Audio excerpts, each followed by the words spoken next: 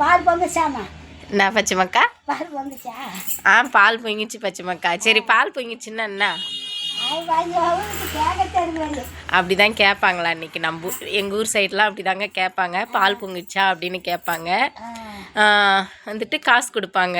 இப்போ பச்சைமக்கா வந்து என்கிட்ட கேட்டிருக்கு. பச்சைமக்காவுக்கு நான் கொடுக்குறேன். காசு வாங்கினது குடுகுடுன்னு ஓடிடக்கூடாது. என்ன, எனக்கு இன்னொரு வீடியோ போட்டுட்டு தான் போகணும். இந்தா பச்சைமக்கா, பால் பொங்கிடுச்சு பச்சைமக்கா. அந்த கையில் வாங்க.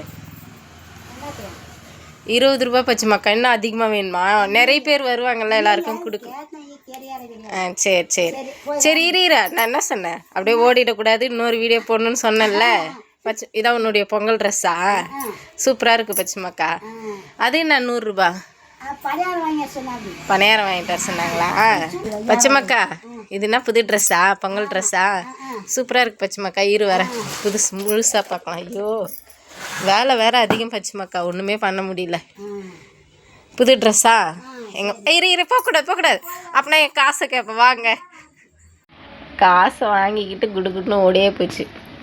உங்கள் எல்லாருக்கும் பால் பொங்குச்சா?